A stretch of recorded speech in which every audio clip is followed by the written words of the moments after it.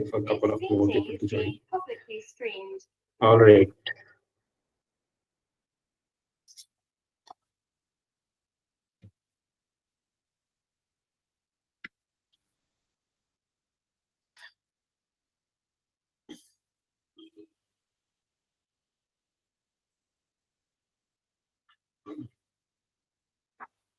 Okay. So last session we discussed about in the last session we discussed about inner product spaces. We defined inner product, we defined norm on a vector space or on an inner product space. And then we define, yes, and then we define projection of one vector over another, orthogonal basis, okay, and how to get an orthonormal subset from orthogonal set. We also saw the definition of orthogonality. All right, so in today's discussion, we will see projection of a vector on a vector subspace in an inner product space. All right, so let's start with an example of the vector of an inner product space that you guys are more familiar with, which is R3 with dot product. Okay, and let's consider a subspace W which is spanned by these two vectors. Okay, so this is a subspace that is spanned by these two vectors, and now we want to compute the what is the closest vector V prime in W to V. Okay, we want to find out the closest vector to V in W. Okay, so let's see what does this closest vector means. So in order to say something is closest to you, you need to find out, you need to have a concept of distance between points. All right, now what is the concept of distance in this context? Do we have a distance in this inner product space? Anyway. So norm. Yes, norm is the distance. Correct. So it should have the minimum norm. Okay. So now let's see what I'm trying to say. So suppose I have drawn an R3. Let's draw R3. Okay. So this is your R3, the axis of R3. And then let's draw the plane as well. Okay. So the plane will look like something like this.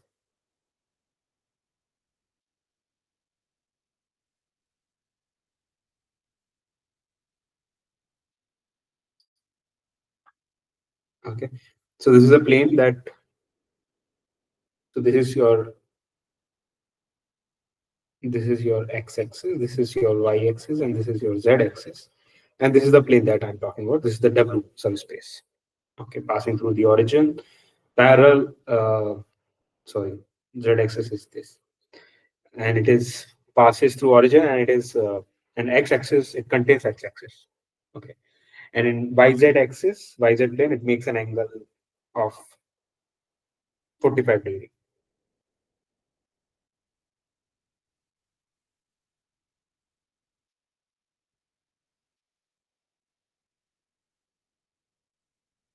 Yeah, let's take this. I've changed the spanning set, so because of the drawing. Okay, so let's. So this is the subspace that we are talking about.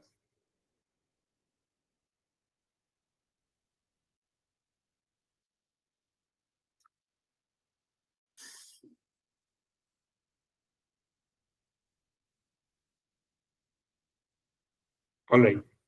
So now, what do I mean by vector which is closest to this?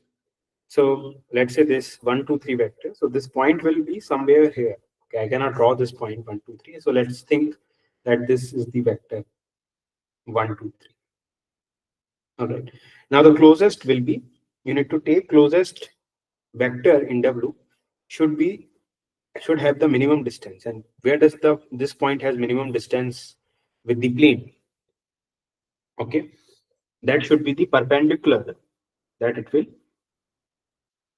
draw it on the plane. Okay, that will be the minimum distance from this point P, the head of the tip of the vector V onto W. So that distance should be the minimum uh, when this line is going to be perpendicular to this plane. All right. So yeah, and wherever that perpendicular will hit this subspace, that vector will be the, so basically this, suppose this is the perpendicular. I've drawn too many things, so let's do one thing. Yeah. Suppose this is your plane, and let's copy this. Okay. Now you want to find out the minimum distance. So what you will do, you will draw the perpendicular from this point P onto W. Okay. And this perpendicular will hit some point in W. And if you look at the position vector of this point, then you will get the vector V prime, which is closest, which represents the closest vector in W to V. Okay. Yes, Anurag. So can you explain this plane setting again? Like how this Uh, plane setting, like plane you have drawn and then take a point on it. So yeah, so plane I've drawn using this, it is a span of these two vectors. okay, it is the span of these two vectors. Yeah, yeah, that is clear, sir. But Right. uh, like in the how to you are visualizing means that I am. No, whatever I'm visualizing, that is what I've drawn. So you have a R3, and then you have a plane that passes through x-axis, that contains x-axis, and it is going through that, which is spanned by this particular two vectors. And then you have vector B, and you are looking at the closest point on W. Okay, that closest point must be the perpendicular distance. So It should have closest, perpendicular. so W vector lies in the plane, There is no W vector. There is no W vector here. and from where we are finding the closest distance, from which point, from which From line? V, from vector V. Vector V. Okay, from vector V we are finding. Okay. Yeah. Okay. So when you say closest to vector V, that means you look at the tip of this vector, which is going to be point P, and then you look at the perpendicular, the orthogonal distance, because the orthogonal distance is the minimum distance. Okay. Anything that is not orthogonal to the subspace, that will be the larger distance. So closest means that should be the, so look at the orthogonal distance that I've drawn. This, and then, sorry. Yeah. So this is not W, this is V prime. And this will be the V prime vector that you will get in W. So what is this V prime? This V prime is nothing but the projection of vector V onto W. Okay. This is nothing but the projection of vector V onto W. Now the question is, how do we find out this projection vector, this V prime vector? Okay. So this is the geometric picture. So last time you saw projecting one vector onto another. This time you are projecting one vector onto a plane. Okay. Need not to a plane, but a subspace. Okay. In some inner product space. Okay. Yes, Meghna, what is your doubt? So I am more concerned about the vector V. So currently Hmm. we are considering vector V is not part of W uh, Yes. space and it's outside. So can vector V ever be a part of W, or we are always talking of another vector No, which we is can also be, if V is part of W, then what is the closest vector in W, which is closest vector to V in W? That will itself? be V itself. Yes. Yeah, yeah, So okay. there is no, so that case is not interesting to us, right? Right, What yes, is interesting case? When it is outside W, outside. when it is not lying in W, right? Yes, That is thank the you. interesting case. Yes, Yeah. thank you. Yeah. So, yeah, so the idea here is that we need to take the projection. Okay. We will consider the projections. Projection of vector V onto W. Now, last time you saw projecting one vector onto another, but in this case, you are projecting a vector onto a subspace. Now, how do we generalize that concept to a subspace? Okay, that is what we are going to see today. But before that, you need to work with the orthonormal basis of W. Okay, you need to find out the orthonormal basis of W, and then you can project. Uh, then you can extend the notion of projection. So let's first find out the orthonormal basis of W. Now, what is orthonormal basis? What is an orthonormal basis? Set of vectors which are orthogonal vectors, set of orthogonal vectors that forms a basis, and each of the vector in that orthogonal basis has norm equal to 1. Okay, so it is the orthogonal basis plus norm of each vector is 1. That is what orthonormal is. Orthonormal basis is. So now I have given because W is a span of these two vectors. Now, can you guys tell me, uh, are these two vectors form an orthogonal basis of W, Yes, sir. right? But are they orthonormal?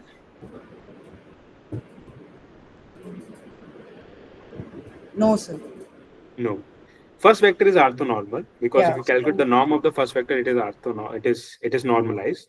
But second vector is not orthonormal. So we need to normalize this second vector. Okay. So how do we normalize the second vector? We need to we want to find out the norm to be equal to 1. So we divide by the norm. Okay. So we will convert. So what will be the second vector? If we think that second vector is, let's say this is A1, or let's get better notation. So U1, U2. So U1 is already orthonormal because norm of U1 is 1. Norm of U2 is, because we are working with dot product, so we know what is a norm. It is nothing but the distance or the length of the vector. So it is 0 square plus 1 is minus 1 square plus 1 is square, so it will be 2, right? It is just square root of 2. Okay, so if you divide by square root of 2, you will get u2 prime, which is going to be u2 divided by its norm. So you will get 0 minus 0 minus 1 by root 2, 1 by root 2. Okay, and what would be your u1 prime? U1 prime will be u1 itself because norm of u1 is 1. So it is just u1 itself. It is 1, 0, 0. All right. So how to obtain an orthonormal basis from orthogonal? You convert each of the orthogonal vector to you divide it by their norm, and you will get an orthonormal basis. Okay, this is how you obtain. So the orthonormal basis of W is u1 prime, u2 prime, which is precisely 0 minus 1 by square root 2, 1 by square root 2, and 1, 0. Oh, sorry, I've changed the order. I should not change the order. 0, 1, 0. 0 minus 1 square root 2, 1 by square root 2. Okay. And this will be my new basis. So this is an orthonormal basis. So I will use this short form to say orthonormal basis. Okay. All right. Good so far. Now, once I have orthonormal basis, now I can talk about the projection. So what I need to do, I already know what is a projection on one vector. Okay. I already know what's the projection of vector onto one vector. So, and I have two vectors here. So the projection onto subspace is basically projection onto the first vector plus projection onto the second vector. Yes, sir. Excuse me, sir. Sorry to interrupt, sir. Sir, there was a stats 2 class going on. It has ended now. Can you please again explain what is going on in the class? Just a quick, short Yeah. summary, So what you whatever. can do, you can skip this part of the lecture. And so you start whatever I'm doing right now, and you can have a look once in the recording. All right, in the YouTube. Sure. So sorry, sir. What are you saying? Sorry. Yes. Yeah. So you can after the lecture, you can go back to the YouTube recording, and then you can have a look over there. No, sir. So All right. I'm asking so that I get a flow with the class. I'm just asking for that. Yes, Anurag, do you have anything to add? Sir, if the vectors are not orthogonal, then what we will do, sir? Yeah. So we will cover that, but as of now, we are starting with something that are orthogonal bases. So in today's discussion, we will also say when you have some basis and how to convert that basis into orthogonal. So there is a process for that. Okay. Okay, sir. Okay. And once you get orthogonal, then you can convert into orthogonal products. Thank you, sir. So yeah. So Sakshi, what we are doing here is that we are finding out we are working with R3 with dot product. So I'm working with an example where I have a subspace spanned by these two vectors, and I'm looking at the closest vector in W, closest vector to V in W. Okay. And how to find out that? That's what we are doing. So we need to just look at the projection of V onto W. So last time we have seen projection of one vector onto another. So today we are going to see projection of a vector onto a subspace. Okay. So for that, first step is to find out the orthogonal basis for W. Okay. So we already have an orthogonal basis. This is an orthogonal basis.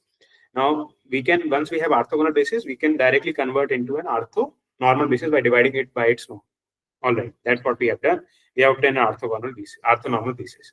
Now, once you have orthonormal basis, we can, what we will do, we will take projection of vector V onto both, with respect to both of the, with respect to both of these vectors, basis vector. Okay, so look at this. So first we will take projection of V, which is 1, 2, 3, onto the first vector, which is 1, 0, 0. Now, what is this projection? We have seen this last time.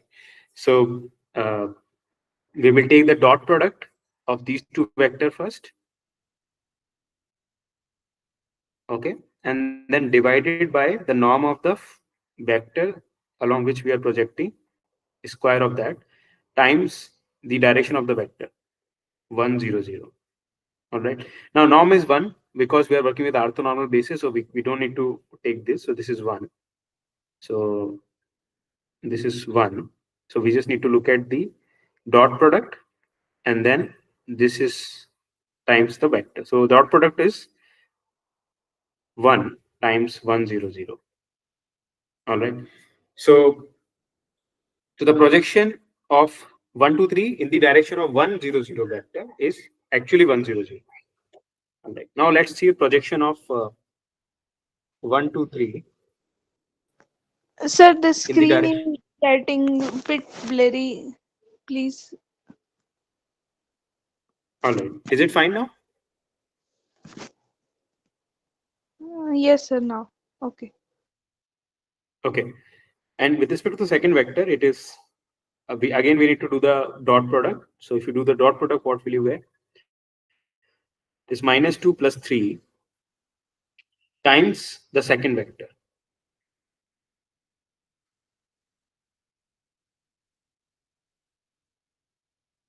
All right, times the second vector. So this is a dot product, so you will get, this is again plus 1, right? So again you will get the second vector itself. So the projection of V onto W is in particular the sum of these two vectors, the sum of these two projections. Respect to U1 prime, projection of V with respect to U2 prime. So first one is 1, 0, 0. Second one is 0, minus 1, 1. And this will give you 1, minus 1, 1. So this is the projection of V. All right.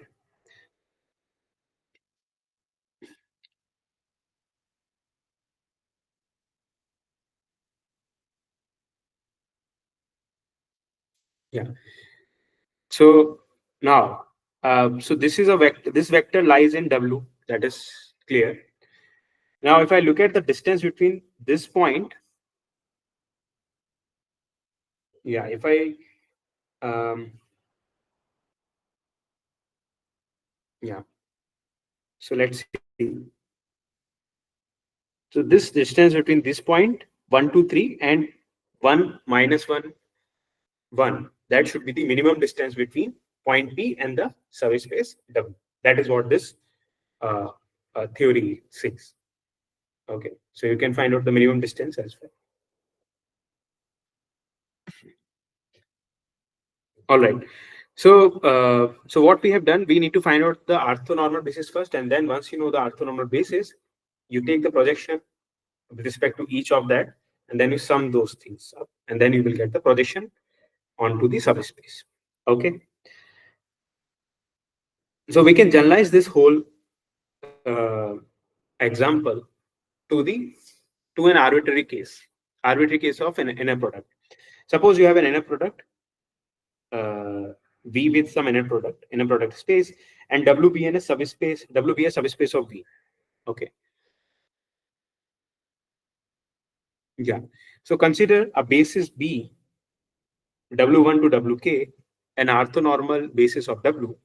Okay. So the projection of V, any vector in on V onto W, is in particular the projection of V with respect to each of the basis vector, each of the orthonormal basis vector, and then you sum them up. That is what will be the projection. Okay.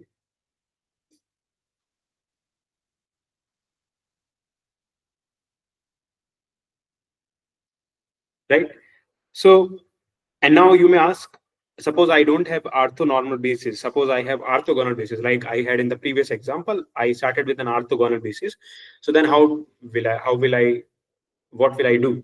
So you can do two things. Either you convert this orthonormal basis into orthogonal basis and then take projections, or you can use another formula, which is for taking projection in the direction of an orthogonal vector. So what will be the formula? The formula will be this. So since you have converted into orthonormal basis, suppose you have started with an orthogonal basis, so you convert them into orthonormal basis. So this will be the orthonormal basis. Okay, you divide each of the vector by their norm so that you get orthonormal basis, and you take the projection, which is the projection into this new vector's direction. Okay. Now, if you take the inner product with this vector V, so what will happen?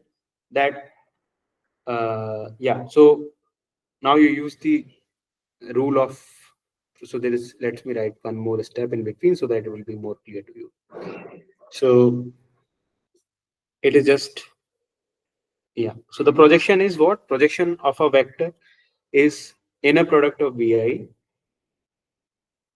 with V in the direction of Vi. So this vector will come out. Okay. And this I varying from 1 to K. Now, because of the linearity in the first coordinate of the inner product, 1 over Vi, norm of Vi will come out. Okay. Sir, Yes. sir, is there a dot product between the formula you write inner product of vector vi upon norm ai, comma v inner product dot? No, there is no dot. This is not in a dot product because you cannot have a scalar multiplied. That's a scalar multiplication. Okay, because this is a vector and this is a scalar. So it is a scalar multiplication. It's not a dot product. Dot product does not make sense here. Okay. All right. So now you can take the scalar out, and then there is also 1 over this 1 over norm of V I is there. So it will square up. So this is what you will get. Okay. So the Sir, projection of sorry, projection sir. of V onto W is going to be this.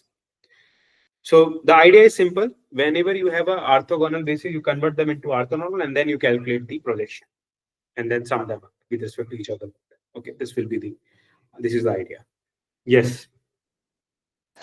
Sir, in between the inner the formula you write the vi comma v inner product of vi comma v. Is this how it is right now? And what is v and vi?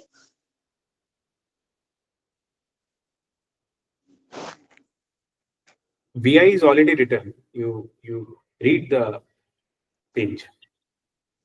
This is Vi, orthogonal basis. And And if you pay attention, what is V? I discuss V here in the last page. This is V that I'm projecting onto W. Okay. okay, sir. Sorry, sir. I am seeing this formula for first time. I didn't attend the orthonormal this lecture.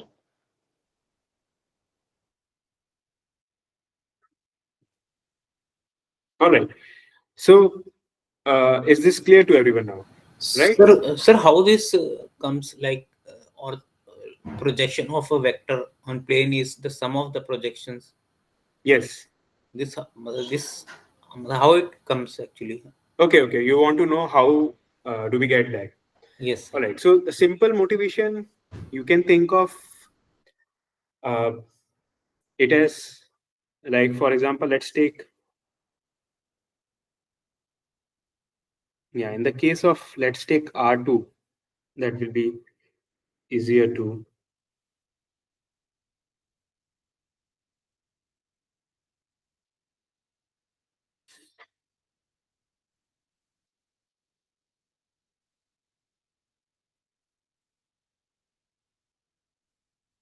right. So let's take R2. Okay. So this is your, suppose you have a vector over here. Okay. This is your vector. Now you want to project this vector. Suppose this vector is suppose 2 comma 3. Okay. Now what is the projection of this vector onto x-axis? What is the projection of this vector? So it should be the minimum distance between the tip of this point to the point on x-axis. Okay. So you need to draw a perpendicular from this point P onto x-axis. So this will be the, so wherever it hit, that point in x-axis will give you a position vector. The position vector of this point will be the projection of P. Okay. Because it will be the minimum distance. Right. Now, how to find out this distance? How to find out this vector? So you need to know direction. That's the first thing. Second thing is the magnitude. Okay, these are the two things that determines a vector. Now we already know the direction. What is the direction?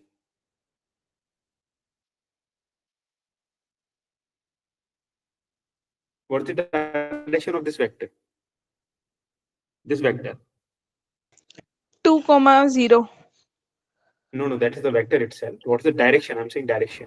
X-axis. Yes, X-axis. direction is towards x-axis, right? So direction we already know, right? So when I say direction, you need to know the we usually give direction by unit vector. So what is a unit vector in x-axis? I can 1 Yeah, 0. I cap, but 1 comma 0, right? 1 comma 0 is the unit direction, right? So that is your x-axis direction. Okay. Now we need to find out this length that we will multiply. Okay. Now what is this length? So this length is basically uh, yeah, this length is basically,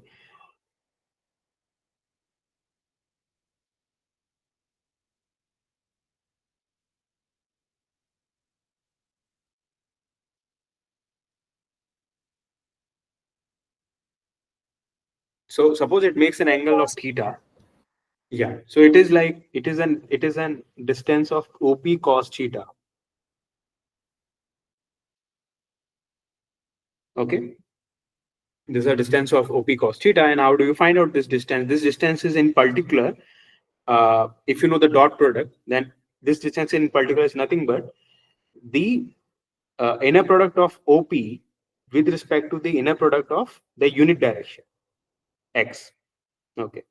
So let's say the if the unit direction is this OQ, okay, so then it is nothing but OP dot OQ. This will dot product between these two things. So this dot product basically gives you the what it does give you, it gives you the magnitude of the vector, magnitude of the vector in the direction on which you are projecting. Okay. And then you multiply with the direction itself. So what was the direction? It was I cap, you said, or 1 comma 0 direction, the unit vector. Okay. Because we only want direction, we don't want magnitude. That's why we take unit vectors, unit length. The same thing we are generalizing to higher dimensions. Okay. In R3 also, that is what we are doing. So we're taking the uh, we're taking the dot product. Okay. So this dot product is nothing but generalization of a dot product is inner product. So we are taking the inner product with the vector, okay, along which we want to project, okay, and then we are multiplying it with the unit direction of that vector. That is the same thing that we do in the case of R2. The same thing you are generalizing in higher dimension or any arbitrary vector space, arbitrary inner product space. All right. And then why, you may ask, why sum? Why we are summing them? Suppose, now let me insert one more dimension to this figure so that suppose you have one more direction. Let's say this is your one more direction and this is your z axis. Okay. So you have a z axis going in the back. Okay. And you are projecting, let's say, this point. Now your point is 2, 3, 5. You are projecting it onto x z axis. Okay. Or you are projecting this point P onto x y axis or xy plane. Okay. You are projecting this vector P onto xy plane. Now, how will you project? So, first you need to know orthonormal basis. Okay. Because once you have basis, then you can represent any vector in that basis. Okay. So, now in this case, because it is xy, so I will take the unit direction in x, unit direction in y. That will be my basis. Okay. So, what will be the basis? My basis will be 1, 0, 0 and 2 and sorry 0, 1, 1.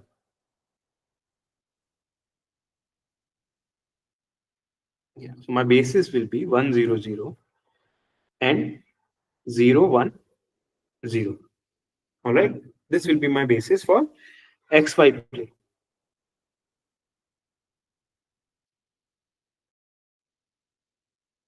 Okay. Now what I will do, so again, I want to find out the minimum distance of this point onto the x-axis and minimum distance of this point P onto the y-axis. And for that, I need to know the magnitude of this projection. And how will I determine the magnitude? Again, we will take the dot product or the inner product of that space, whatever inner product you have. So that inner product is, in this case, it is dot product. So I will take dot product of this OP with OQ, and there will be some OR, in this case, the unit direction in y-axis, and then I will take dot product of OP with OR. So that will give us the magnitude. Okay. So I will get this OQ. So what is OQ dot OP? OQ dot OP is 2 times 1, 0, 0, 0. And what is OP times OR? It is 3 times 0, 1, 0. Okay. Now let's not add up right now. Now, if you look at this picture also, so what will the picture say in picture? So this is my xy axis, all right, and you are projecting this from the back to the front. Okay, so where it will hit? It will hit to a point which is 2, 3, right, on xy axis, right? It will hit a point 2, 3 on xy axis. So that is what we are going to see in this also. So that's why you need to add them up. So it is 2, 0, 2, 3, 0. Now why 0? Because I'm looking at the xy axis, so that's why the 0 is the coordinate. Yeah. So basically, yeah, it will hit 2, 2, 3, 0 point on the xy axis. So that's why we are adding them. That's why once you have the orthonormal basis with you, unit direction, whatever the coordinate is there, whatever the coefficient to the unit direction is there, we need to add all these directions together to form the basis. Okay, to find out the basis.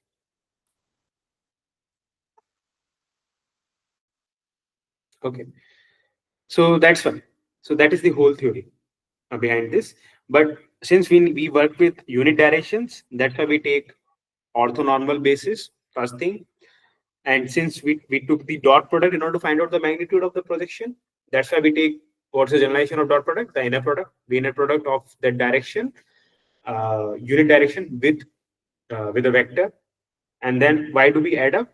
Because we want to find out the vector onto the subspace. So we need to add all those projections to find out, to actually get the vector, the projected vector. Okay.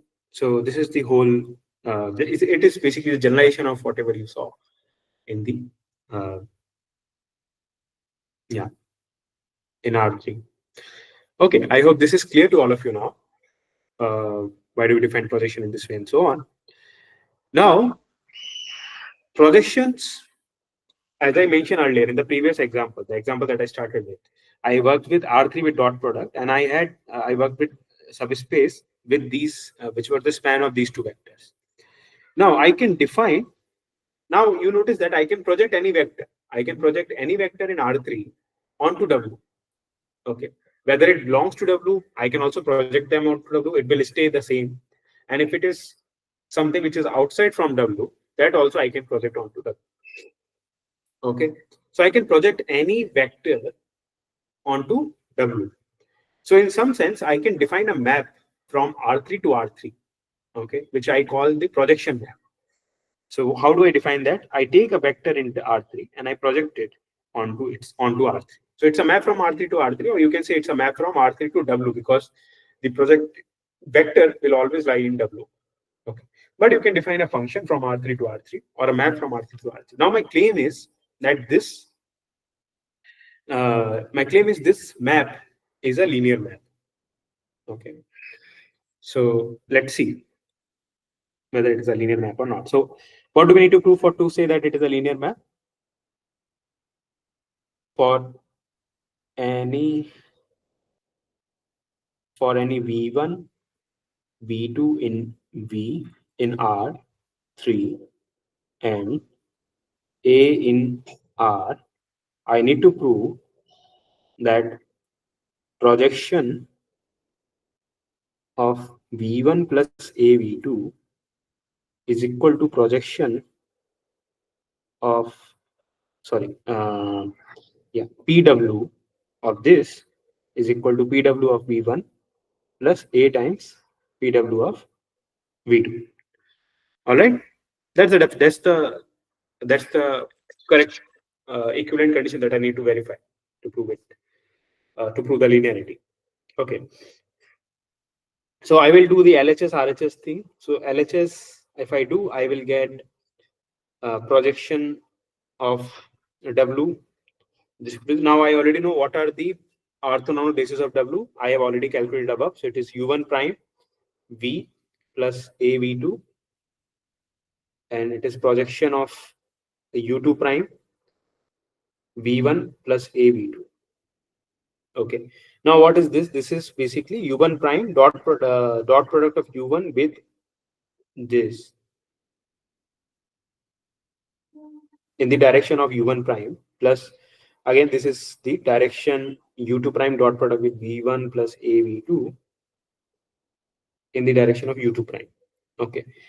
Now dot product is, so what will be the dot product in the first coordinate in this?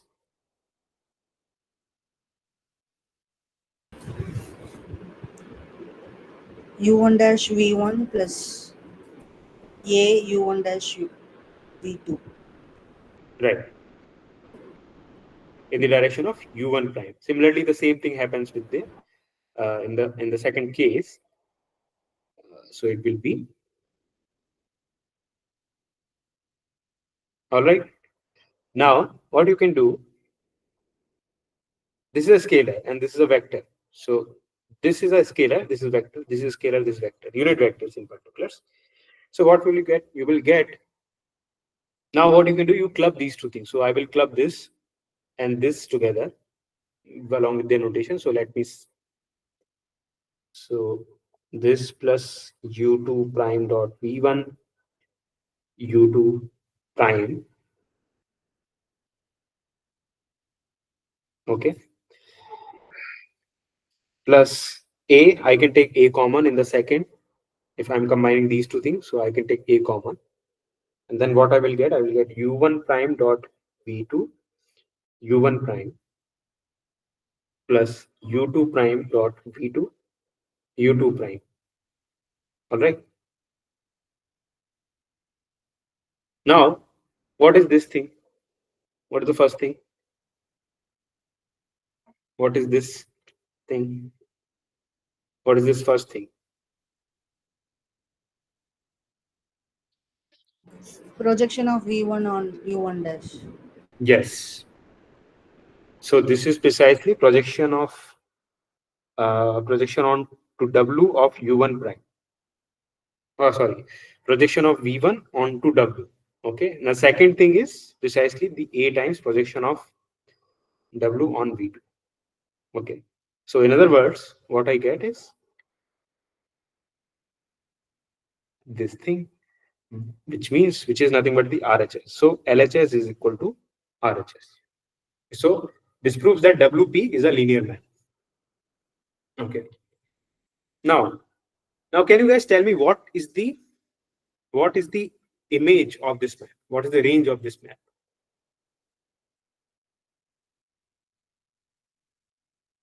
I'm projecting everything onto W. Okay, so the answer is in this. W is the, yes, W is the range. Okay, so the range of this vector is W. The range of this linear map is W. Okay, because I'm projecting everything onto W. Now, what is the kernel? So kernel, can anyone tell you what will be the kernel of this space? So kernel will be all those points whose projections is 0. Okay, which project to 0 thing, 0 vector.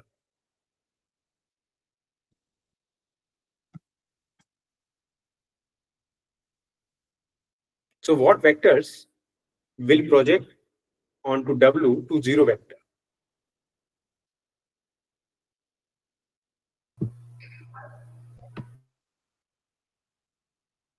You guys can guess. Can be wrong also, is fine. So zero vector. Yeah, 0 vector will always be, right? 0 vector is always there, but do we have any non-trivial vector? Non-zero vector. So let's look at the definition. So PW, we want PWV to be 0. That means what? That means projection of U1 prime of V plus projection of U2 prime of V is equal to 0, which implies that these two things must be 0. Each of the things must be 0, right? Each of the vector must be 0. So this implies that projection of U1 prime with V equal to 0 should be, and U2 also projection of V onto in the direction of U2 also 0. So what does it say?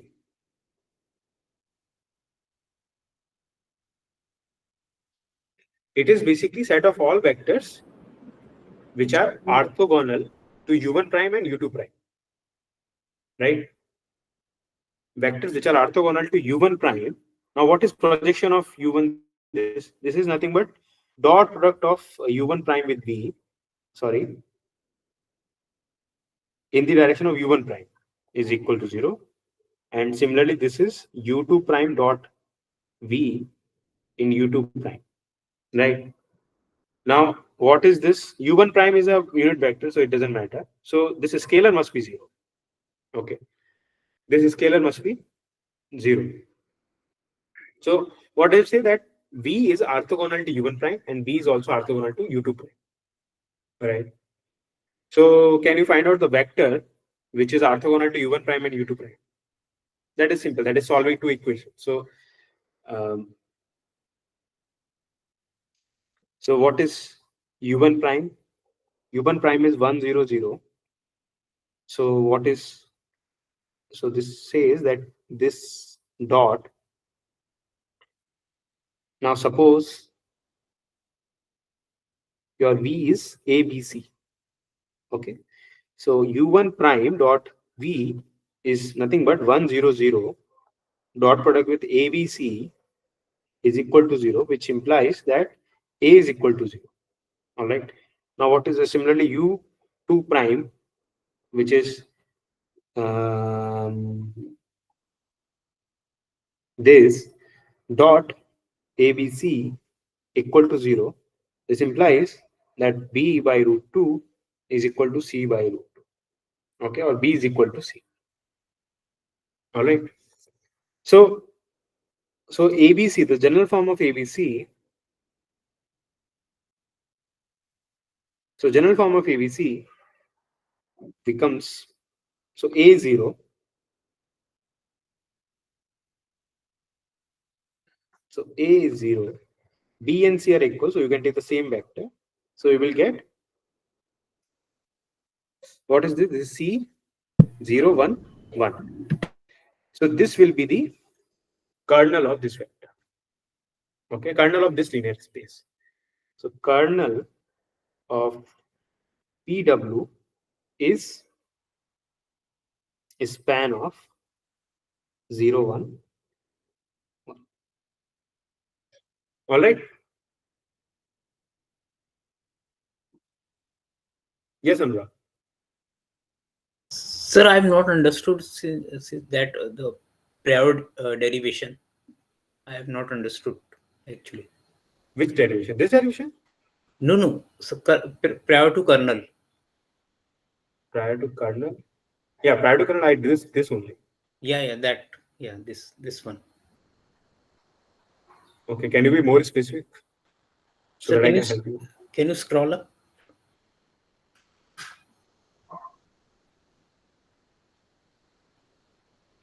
Scroll up a bit, sir.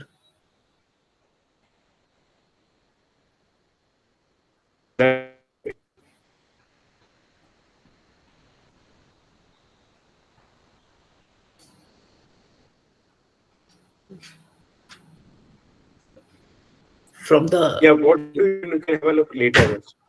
Yeah. yes, sir. That you have defined, na, sir? If you have any question, you can. Yeah. Yeah, here, sir. 1 minute. U1 dash into V1 plus AV2. From that point, I lost the connection actually.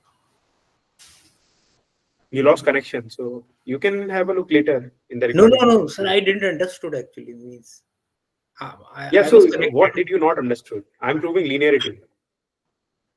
So you don't know linearity, you know linearity, right? How to prove a linear map. Yes. So that is what I'm proving here. So how to prove this equation? This is LHS equal to RHS. So I started with LHS, okay, and then I just use the definition of projection.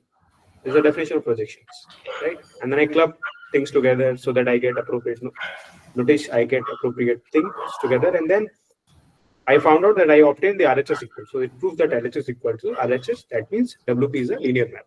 So second last line, how did you do U1 dash into V1? This to this.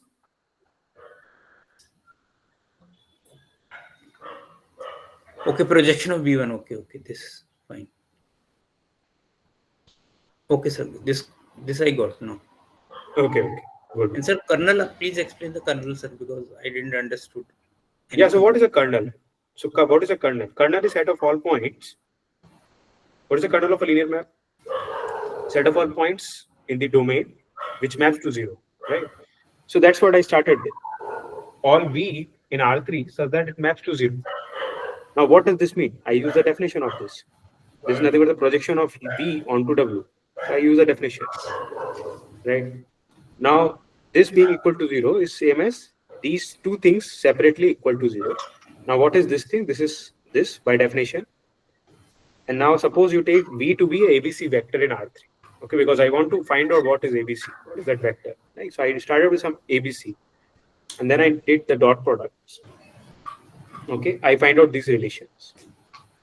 That A should be 0, B equal to 0, B equal to C. So that means general form of vector should be this 0 CC. That means it is span of vector 0, 1.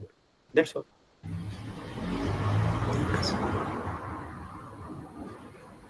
All right. Right. So now you may ask, take a different basis. So you may ask that this calculation is mostly dependent on the basis that you started with. Okay. I started with this basis. That's why I'm getting the kernel to be this and the rank to be this and so on. But that is not the case. Okay. So the kernel and range are independent of the choice of basis that you started with. So you can, or even, sorry. So the map, so the map itself is independent of the choice of basis, because in order to define the basis, in order to define the map, I require this U1 prime and U2 prime. Okay, so you can think of that by the first glance, it looks like that the definition of the map itself depends on the basis, choice of basis. But it is not the case. I can take any other basis also. For example, if I take this basis, so let's do this calculation with this basis and define your WP. And then the claim is that you will get the same image, okay, for some vector, for any vector. So let's define PW with respect to V prime. So so B prime is your this basis. Now this is not an orthonormal basis, so you need to first convert this basis into orthonormal. So how will I do that? So first I will divide 1 1 1. So it is given to be, it's not even orthogonal basis. Yeah. Mm,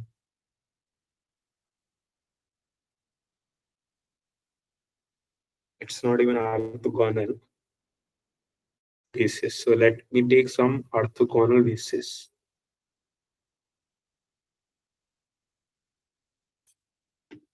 Okay.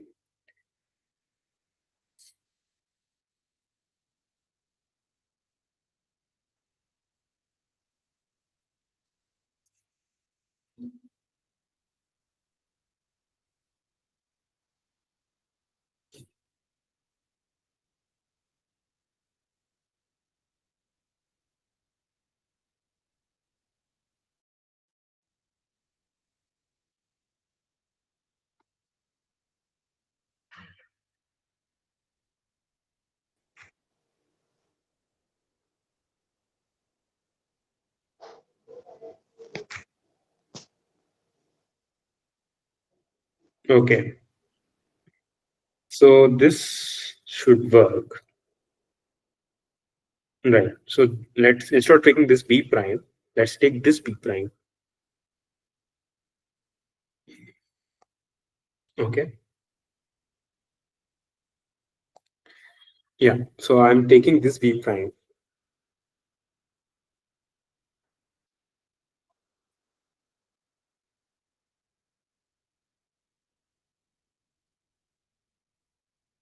Are they orthonormal, orthogonal to each other? This minus 4 by root 3. And then there is some problem. What I've done. Wait.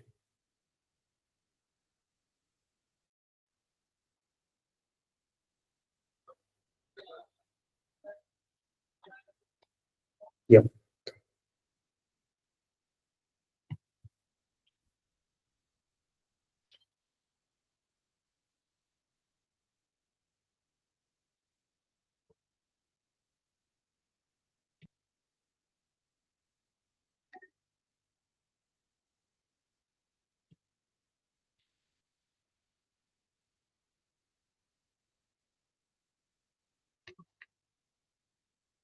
Yes.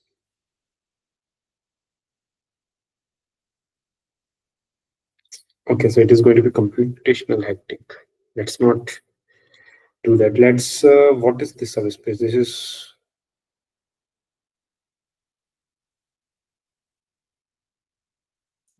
yeah, so this is actually minus 1 0 1. Right. Okay, so yeah, as of now, I don't have any bases which are orthonormal other than this. Orthogonal other than this.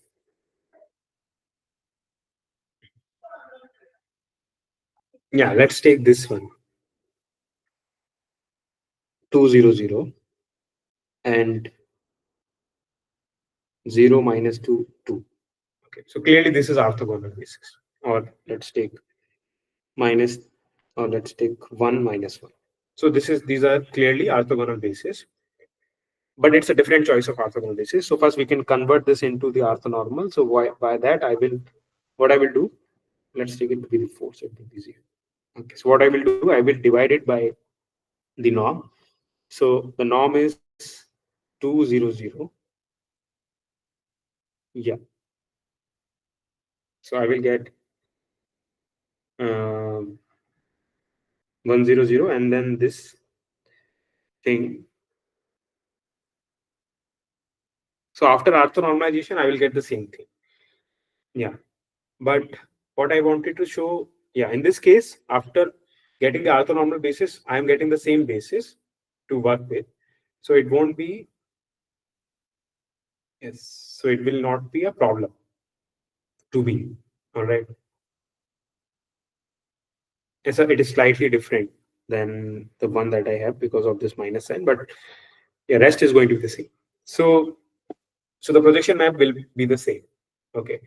But I can also have some different type of basis, different orthogonal basis, orthonormal basis. Sorry, I can have a different orthogonal basis and I orthonormal basis, and I can still prove that the image, the map is independent of the choice of basis. Okay, so let's not go into that detail, but it makes sense to all of you now. So in generality, so I work with R3 with a very specific dot product with a very specific vector subspace, but whatever I did in that example, that can be generalized to any inner product space and any arbitrary subspace of that inner product. All right. So in particular, let's say you have an inner product space and you have a subspace of V, W being a subspace of V, and you assume that W1 to WK be an orthonormal basis of W. Okay, and you will define the VW to be the map from V to V. Okay, and how do you define this map? Again, by the projection. So you project this any vector. You take a vector V from the vector space V, and you project that vector onto W. Okay. So as previously, you guys have noticed that the range of this map is again going to be the vector subspace W. Okay, because we are projecting everything onto W. So the range is going to be W. Um, okay, so the range of this is going to be W. The kernel of this map, the kernel of this map is nothing but set of all vectors in the domain, which is V, that maps to 0. That's the definition of kernel. So what does it translates to? Let's look at this definition a bit closer. So what does this mean? So what is PWV means? It basically means projection of W with V equal to 0. Now what does this mean? This means that a sum of projection of some basis. In our case, we assumed it to be Wi with V done to K to be 0. Okay. Now, this is 0. That means this implies that projection of Wi with V with all vectors.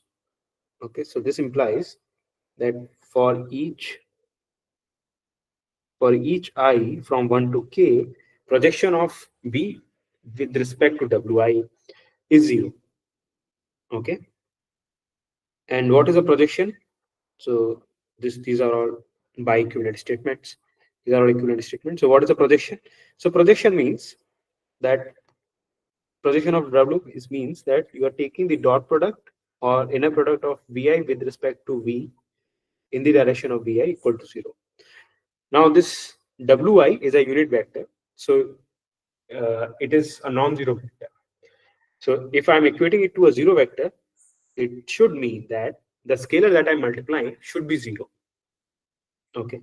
So this implies that this is 0 for all I from 1 to K. All right. Okay. So this is one thing to note. Let's write it equation 1.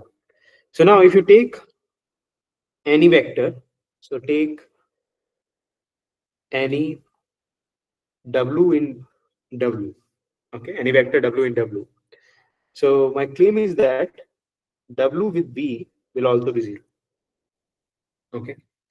Where V is in the kernel of PW. So why? Because I can express W with respect to these Wi, the basis. All right. And then once you perform this Now we perform the dot product, or the inner product of W with V. What will you get? You will get summation of AI Wi with V. Okay. Now we know that the first coordinate of the inner product is follows linearity, so you can take the sum out, and the scalar will also come out. So it will be this. All right. Now we know by equation 1, we know that for each I it is 0. So this will be 0. It is a sum of 0 things. Okay. So it is sum of 0 things. So that means what we have proved is, if vector V is in the kernel of PW, then it is equivalent to say that uh, P, the inner product of W with V is 0 for all W in W. Okay. All right.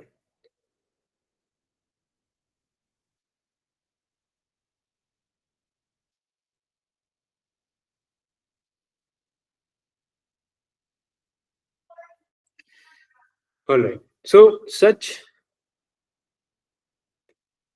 spaces are called W per. The set of all vectors in V such that the inner product of V with all vectors in W is 0 for all W in W is 0. So those with this set this is a subspace of V, and it is denoted by W per. Okay. And what you have seen is that W per is nothing but the kernel of PW. Okay. W per is nothing but the kernel of PW. So what is the kernel of PW? It is nothing but W per. What is W per? W per is set of all vectors in V, which are set of all vectors which are perpendicular or orthogonal to W. Okay, that is the simplest way to put it. Set of all orthogonal vectors to W. All right. And we have already seen that the definition of PW is independent of the choice of the basis of W, orthonormal basis of W. Okay, so now the fourth property of PW is uh, the norm of the image is smaller than the norm of the vector. Okay. So the fourth property is the norm of PWV is smaller than the norm of V.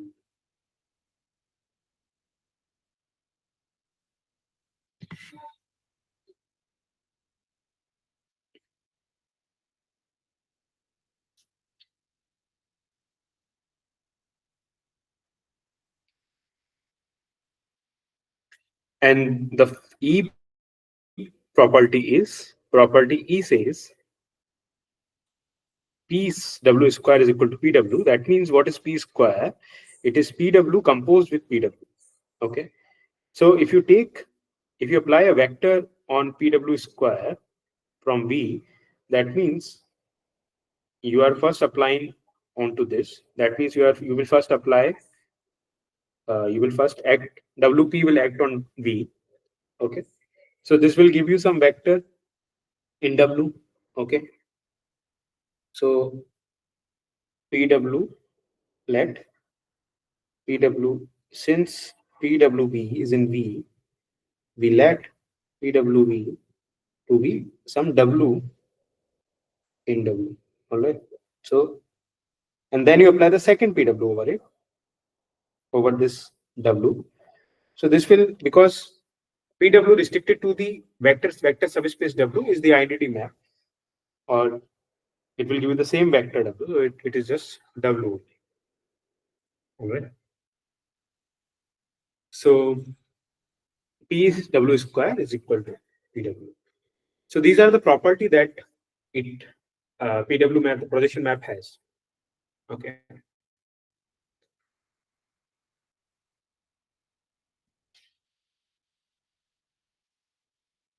Okay.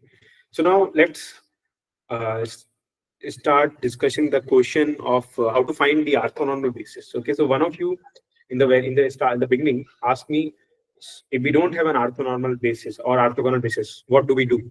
How do we work things out? So now we are going to answer that question. So suppose you have a vector subspace, okay, and you don't know the orthogonal basis of that vector, where that subspace. But what do you know? You know the basis. You know one of the basis. That means you know the minimal linear independent set. Okay, you know a basis. Then how to convert that basis into an orthonormal basis? Okay, that is what we are going to see, and that process is called the Gram-Schmidt process. Okay, so let's start with an example to for the simplicity. So let's take, suppose you have a vector subspace W given by this equation. Okay. So, and we want to find out the orthonormal basis of W. Okay. So there are two steps to follow. First step is, first we need to find out the basis. First we need to find out a basis of W. Okay. So we already know how to find out a basis of W. Okay. And the second step is to convert this basis into an orthogonal or orthonormal basis. And the second step is called the Gram-Schmidt process. That is something new that we are going to see today. So, yeah. So, can you guys tell me what will be the basis?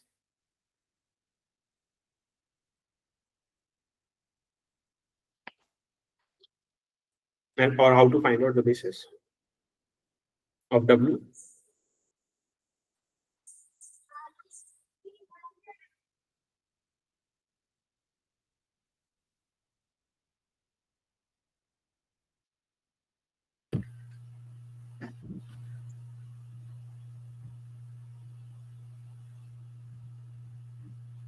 So can basis be -1, 1, 0 and -1, 0, 1?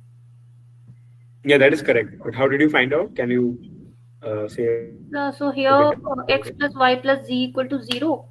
So the it will become Yes. coordinate wise it will become -y minus z, comma y, comma z. So you can write. So you can write x in terms of y z, Yes, sir.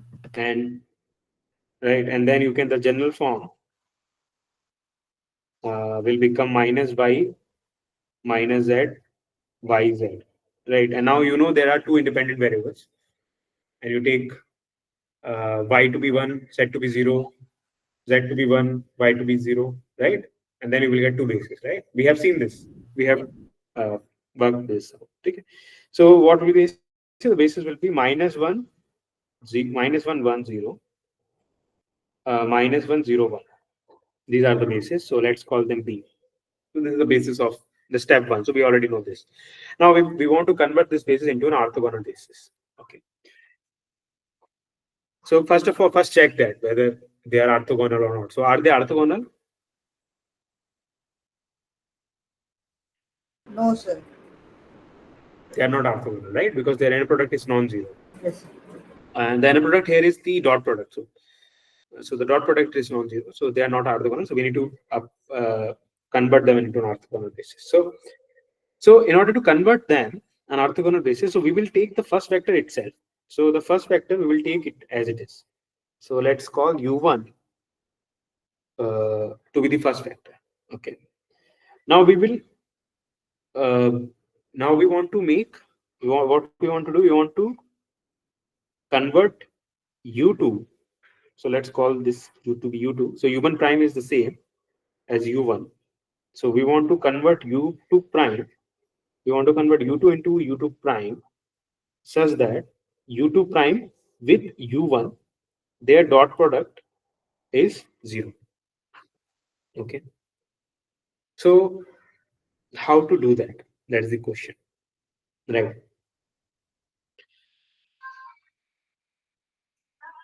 So right now, u2 uh, dot product with u1 is non-zero, right? Yeah. What's your doubt, Meghna? Sir, I want to know why we are not doing this with U1 and why we are doing this with U2 only. Yeah, because U1 is the starting point, right? So we are So fixing U1. what will you do? Yeah, we need to fix something, right? With respect to that, we will find out the orthogonality. Yes, sir. So we need to fix something. So that is what we fix. Yes, sir. Okay. So we fix U1. And then we as of now, what is this dot product of U2 with U1 prime? It is minus 2. Sorry, 2. Sorry, 1. Inner product is 1. Right. Now I want to make this thing to be 1, to be 0. So if so when I say that dot product of U2 with U1 prime is 1, that means what? If you try to picture this, that means you can project U1 onto U2, right? U1 projects onto U2 to a non-zero vector, right? That is what it means. If you want to project U2 over U1, right? Then U2 projects onto U1 in a non-zero into a non-zero vector, right? Because their inner product is non-zero, right? So that is the problem. So, sir, as in they are That perpendicular. they are not perpendicular. Ah, yes, sir, that's what I'm If they saying. were perpendicular, It would be zero. yeah. So they are not perpendicular. If they were perpendicular, they could have the projection of the vector should be zero vector, but it is not zero vector. So they are not perpendicular. That is what it. That is what is happening, and we want to make it perpendicular. So what do we need to remove from U2 so that it becomes perpendicular? That is what we want to find out. So if we can remove something from U2, so let's think of this picture. So you have, let's say this is your U1. Okay. Okay. So let's take this is your U1 and this is your U2, right? And you have projected this U2 onto U1 because it gives you 1. That means it is a non-trivial vector. So it, uh, yeah. So you can project U2 onto U1. Okay. So, and that means this angle is not 90 degrees. This is a some theta angle which is non-zero. Now you want to remove something from U2 so that it becomes perpendicular. That means you want to find out this vector, this dotted vector, red dotted vector. Okay. Or in some sense, if you shift this vector, parallel transport this vector along U1, then you will get this vector which is parallel to this. So you want to find out this U2, which is perpendicular to U1. Now, how to find out this U2 prime?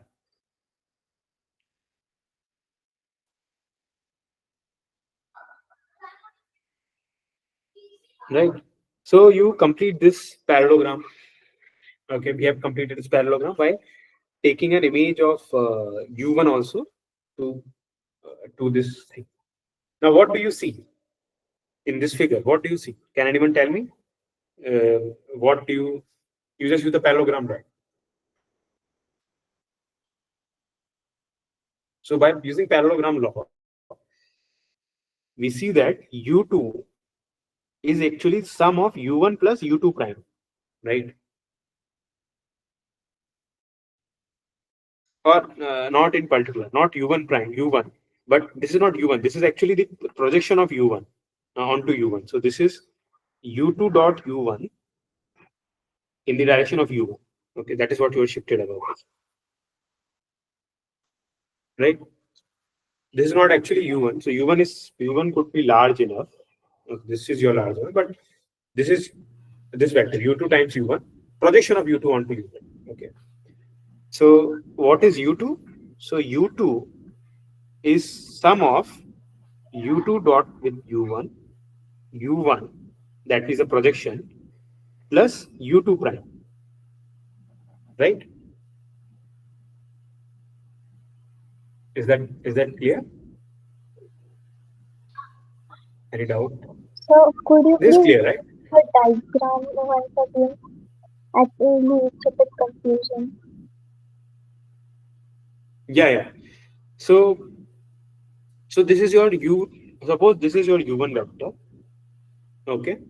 This is your u2 vector, right? When I say that u2 dot u1 prime, so u1 prime and u are same. Okay, don't get confused with that.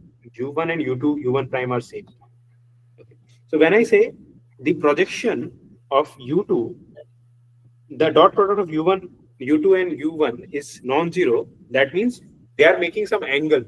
That means u2 is u. If you project u2 onto u1, it projects to some non-trivial, non-zero vector, right? So if I look at the plane which is spanned by u2 and u1, I'm looking at the plane which is spanned by u1 and u2.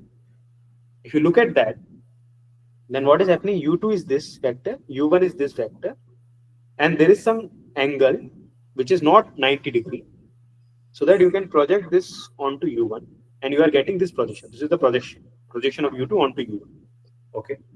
Now, if you look at this triangle, if you look at this triangle, or if you look at this parallelogram, which I obtained by yeah. So what is u2 prime? u2 prime is this vector which is basically perpendicular to u1. Okay, so that is what I want. I want to find out an orthogonal vector, right? Orthogonal vector which lies in the same plane, So it should lie in the same plane. Okay, it should lie in the same plane, which is spanned by u1 and u2. It should lie on the same plane, but it should be perpendicular to u1. Okay, so that means I want to find out this red dotted vector, which is this is what I want to find out. This red dotted vector. Let me just do this. Okay, this is what I want to find out. So now what? How to find out this?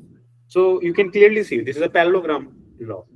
So this vector, if I name them, let's say this is O, this is P, this is Q, this is R. So OP plus OR is equal to OQ. OP, sorry, OQ is equal to OP plus OR. Right? What is OP? OP is this projection. OR is the vector U2 prime. Right? Now you can find out U2 prime is nothing but U2 minus this. Now what is this? This is basically U2 minus the projection of, yeah, so this is minus, this is nothing but U2 minus the projection of U1, projection of U2 onto U1, right? So this is how you find out the vector which is perpendicular but lies in the same plane, perpendicular to U1 but lies on the same plane. Okay, by subtracting the projection part. Okay, so that is what we need to do in order to find out the orthonormal basis of from this. Okay, so now it is clear, right? What do we need to remove? We need to remove the projection part, projection of one vector onto the first vector. Okay, that is what we do. So first vector is v1 this, v2 is this, right? So yeah, I named them u1, u2. So let's stick to that. So u1 and u2. I take u1 prime as it is as u1, right? Okay, so let's, because u1 is not an orthonormal vector right now, so let's take u1 prime to be the orthonormal version of this. So that means I need to divide it by the norm. So let's divide by the norm. So I will get minus 1 by root 2, 1 by root 2, 0. All right. Now what is u2? u2 is this. Now what is u2 prime? u2 prime is u2 minus the projection of u2 in the direction of u1 prime. All right. So u2 is minus 1, 0, 1 minus projection of this. That means dot product of u2 with u1 prime and in the direction of u1, unit direction of u1. So it is minus 1, 0, 1 minus u2 times u1 prime. You will get half Yeah, that's all you will get. Times u1 prime, which is minus half square root to 0. Excuse me, So sir. then, yeah, just a second.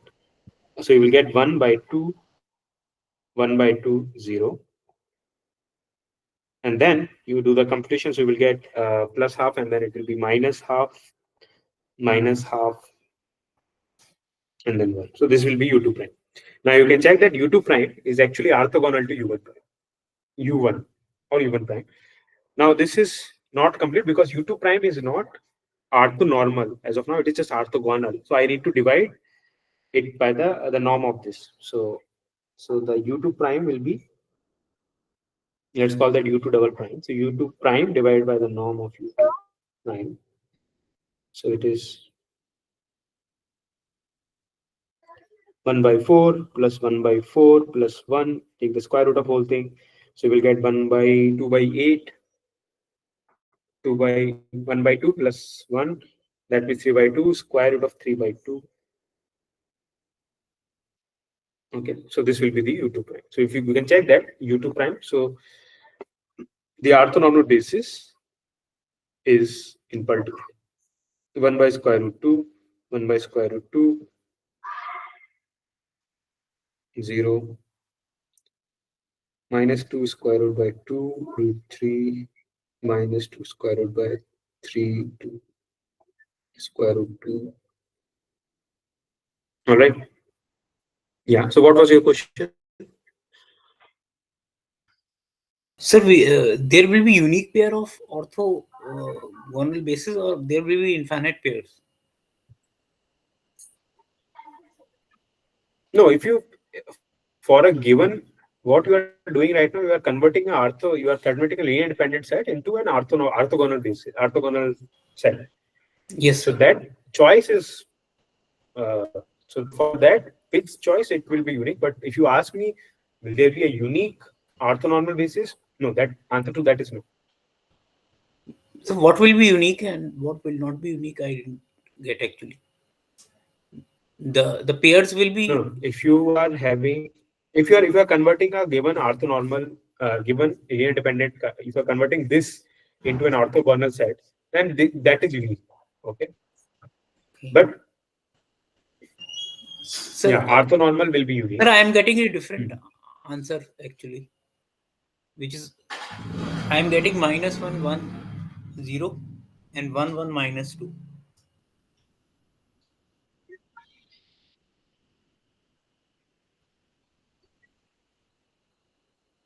Minus 1 1 0, Yeah, and 1 1 minus 2. but that is not orthonormal. Minus 1 1 So 0 is not an we orthonormal can vector. make orthonormal by dividing by norm. Na? Yes, So divide by root 2 and root 6, we can make them ortho normals also, sir. but are they orthogonal then? Pardon, sir? Are they orthogonal? And did you Sir, get those vectors from this given set, from this given linear independent set? yes, That sir. is what Yes, I'm sir. saying. Yes, sir. It is the dot product is coming as 0, sir. They are orthogonal. No, no. Did you start with this linear independent set? That is what I'm asking. Yes, sir. I started with this set only, sir. Then what did you do?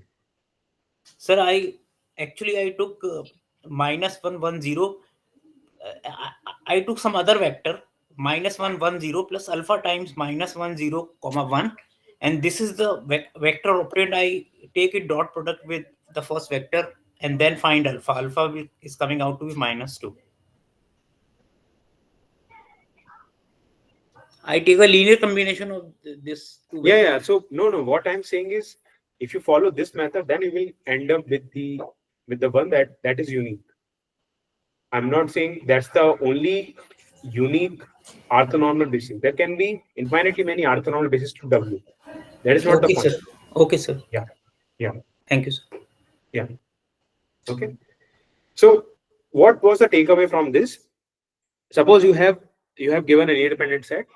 You take first one as your reference, and and you convert the second vector into the orthogonal. Okay, how do you do that? You subtract the you subtract the projection of the second vector onto the first vector. Okay, and then you will get u1 and u2. So that you will get a new pair. You will get two vectors which are orthogonal to each other and orthonormal also. And then suppose you have third vector also, third independent vector. What you will do? Then you will again project the third vector onto the subspace spanned by the first two vectors. You subtract the projection, and then you go on like this. Okay, so this will be the process until you obtain all vectors to be orthogonal. Okay. Yes. So in the previous example, Right. like with everything else, I just didn't understand the u dash part. Like, is u always u dash?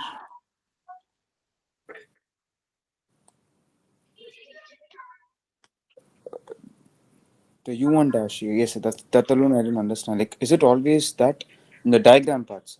Um, oh yeah, this one, yeah. Yeah. So what I'm doing here is that I'm taking u1. Hmm. So this is my visualization. Okay. So I'm looking at the plane which is spanned by u1 and u2. Okay. Now you think of that there is some arbitrary plane, and you are in a space where there is no reference system to you. Okay. Can you think of in such situation and there is no reference system? You are in space, like in interstellar space. You are in interstellar space. There is no reference system, right? So what Yes. will you do? So where you are standing, that will be your origin. You think of that as origin, right? Where you are there in the space, right? And then you will start taking things with respect to you, so that you are the origin, and then you're. So that's what I'm doing. So you are in a plane. Suppose there is no reference system. It's an abstract space.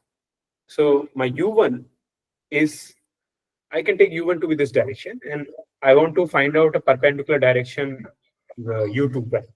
So that is what I've done. Okay, sir. Thank you. Yeah, yeah. So it is all point of view. So if you, so what we have seen, what you guys have seen is basically you are familiar with working with one set of reference system, which is XYZ. Okay, and then there is origin, there is X direction, Y direction. But if you slightly change your reference system, you will get a new reference system. Okay, so then, and you say that this is my standard reference system, then in that case XYZ become some tilted version of, or some rotated version of that thing. Okay, so that is what happens. So it all depends on the reference system that you are working with, or reference system becomes basis in case of vector spaces, or in particular orthonormal basis if you want to talk about distances, directions, angles, then it becomes orthonormal basis. Okay, that's what happens. All right. So in generality, what we can say, suppose you have a linear independent set V1 to Vk, okay, and you want to convert that into an orthonormal vectors, okay, orthonormal basis. Suppose you have an independent set, you want to convert that into an orthonormal set. So you think of that, you consider the span of these vectors. Okay. So first step is to take E1 to be equal to V1 itself. Okay, that is your first point, the starting point. And for orthonormal, you divide it by its norm. Okay, and then what will you do? And then you will obtain. Yeah.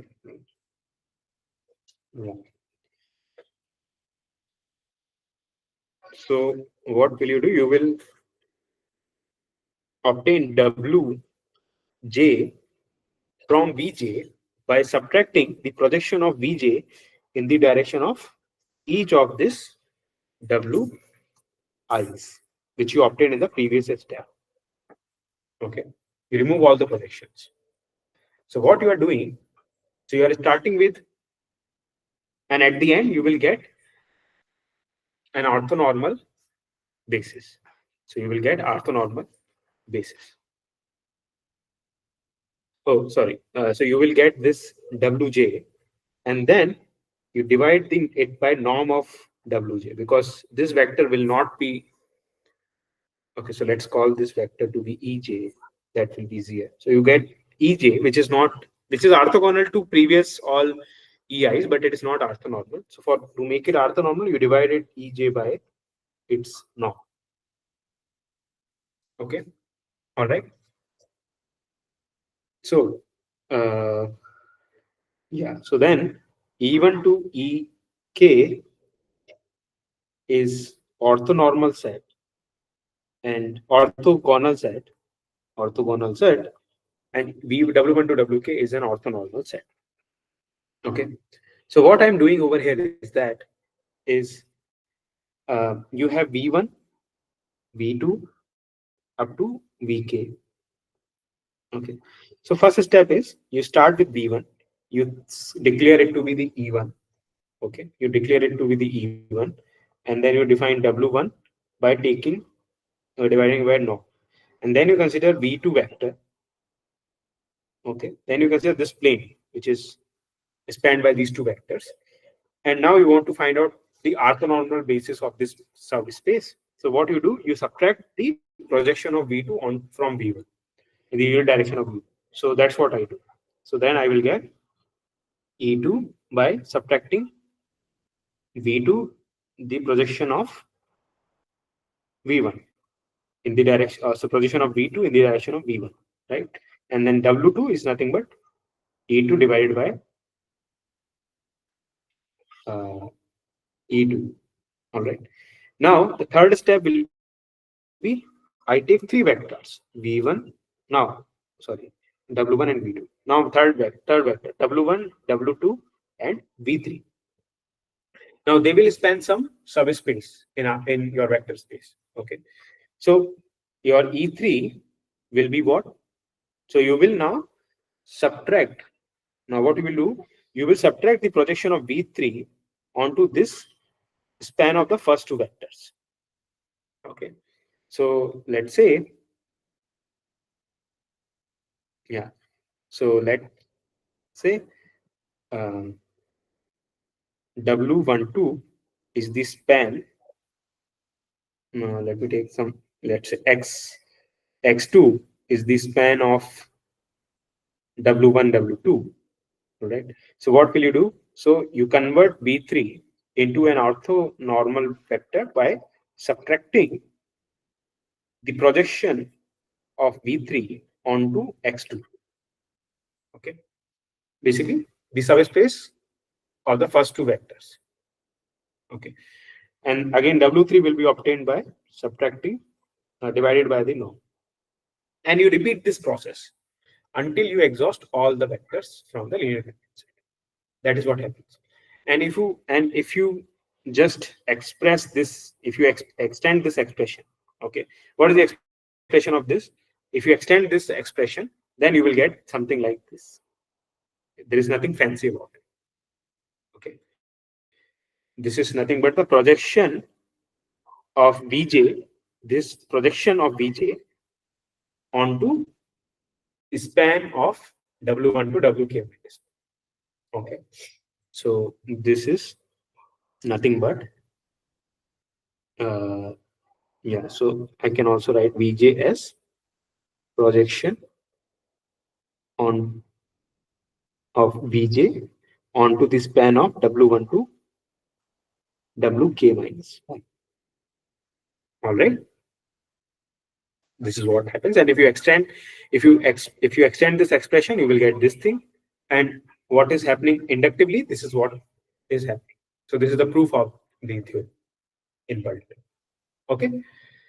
All right. So so this is how you can convert any given basis into an orthonormal basis. All right. Mhm.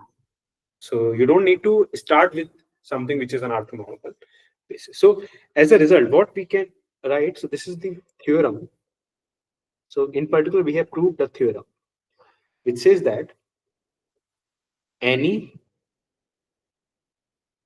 inner product space V with this admits a uh, or simpler words, has a orthogonal basis, orthogonal or orthonormal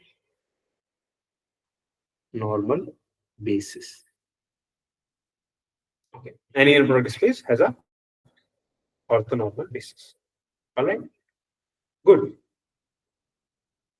Because you can because any product is a vector space. First of all, you can have a basis, and then once you have a basis, you can convert that basis into using the Gram-Schmidt process into the orthonormal basis. Okay. So that's the proof of this. Good. Now let's look at orthogonal transformation, the last topic of today's discussion. So as you by now you must all be familiar or with this idea that when we introduce in a product, we can talk about the distances, we can talk about lengths, we can talk about angles, okay, between vectors.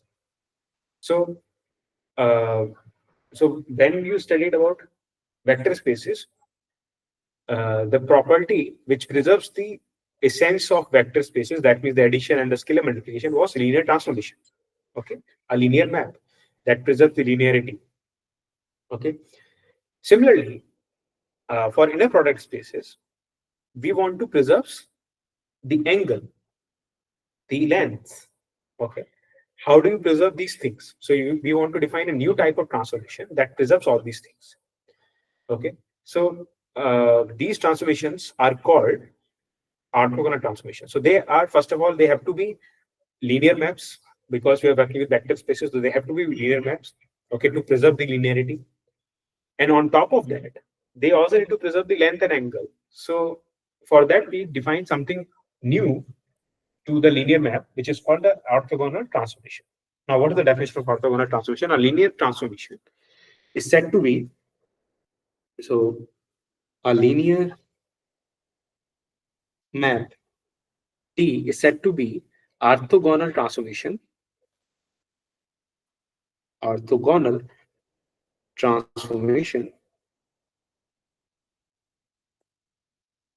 if it satisfies this condition, that norm on V, norm of V1 V2 is equal to the norm of TV1 and TV2. Okay, so Sir, inner product yeah. or the norm, sir? Sorry, inner product. Sorry, did I say norm? Sorry. Inner product of V1 V2 is equal to the inner product of TV1 and TV2. Okay, so obviously on TV1 TV2, because they lie in W, so the inner product that we apply on will be from W, and then a product that we will apply on V1 V2 will be from vector space V. Okay, okay. So now, what does this mean in reality? Let's look at an example in R2. So you have an R2 vector space, okay, and the dot product is the usual inner product that we are working with. Suppose you have two vectors v1 and v2, which has an angle of phi in between them. Okay, so uh, now if you rotate this, if you rotate uh, if you rotate your xy plane by theta angle, by an angle of theta, then what will happen? Your tv1 suppose goes to this, your v1 goes to tv1, and v2 goes to this tv2. Okay, if you rotate by theta angle. All right, now still you can see that the angle between tv1 and tv2 is preserved. Okay, so this was phi, you rotated by theta angle. Okay,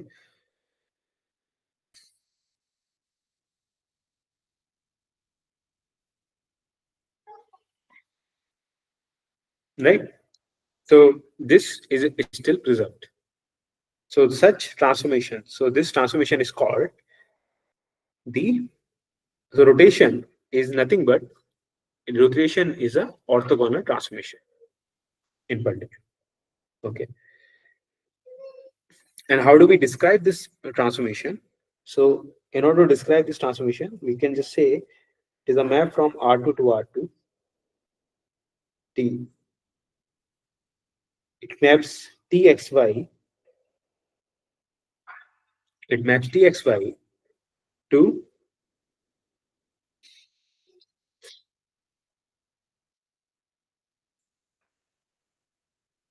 Yeah, so let's say, so let's take this is a 90 degree angle. Okay, because that is actually it is. Um, and let's say this is 1 by root 2 by root 2, or let's say this is 1 1, and this is minus 1 1. All right. So what you have done, you have mapped 1 1 to 0 1 and 1 2, sorry, minus 1 1 2, 1 0, minus 1 0. If you write down the matrix corresponding to this, then what will it look like? It will be, yeah, so in particular, what is happening? Where does 1 0 goes? So 1 0, 1 0 will go to, or let's say 0 1 will go to, which will be the sum of these two vectors divided by 2, right? Right, and then where will this 1 0 go to? So 1 0 will be minus, right? So it will be 1 minus this, so it will be minus 1, 1, and by 2, right? So this will go to this. So the map will look like something like this. I hope I'm doing correct.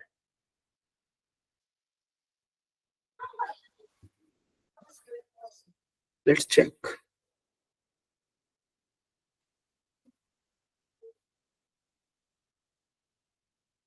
No, there is some problem with it.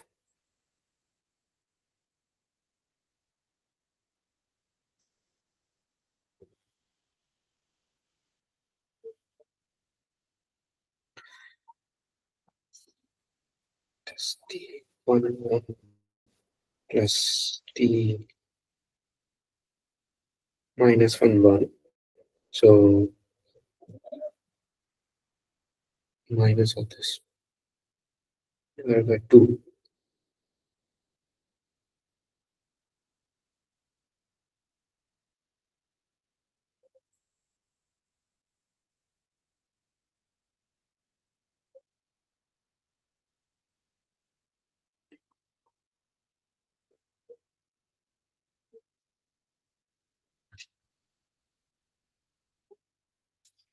Right.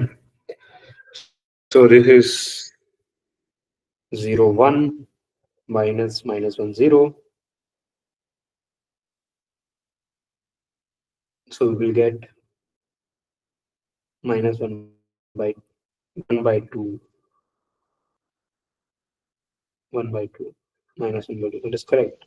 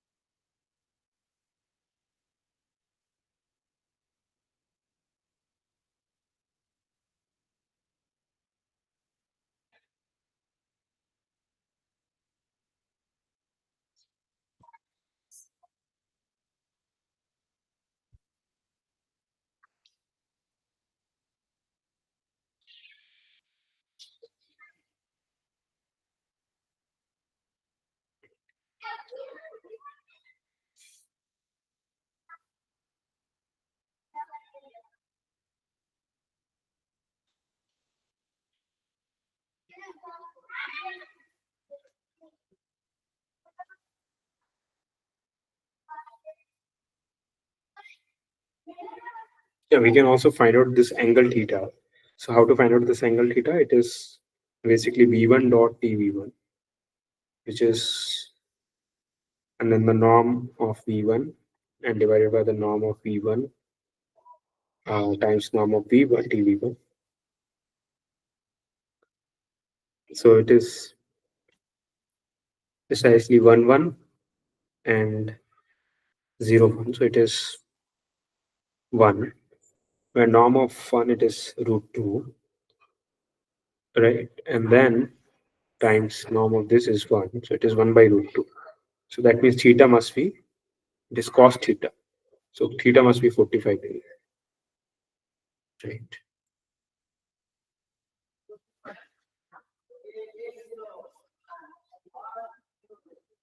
Yeah. So this thing must look like 1 by root 2 minus 1 by root 2, 1 by root 2, 1 by root 2. If you multiply 1, 1,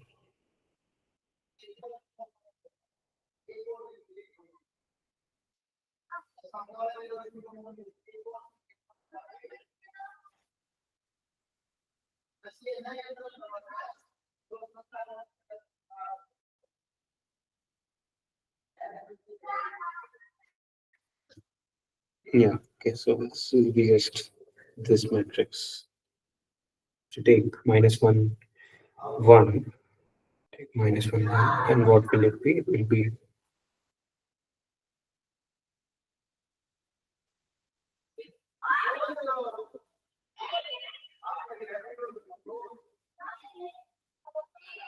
yeah, minus half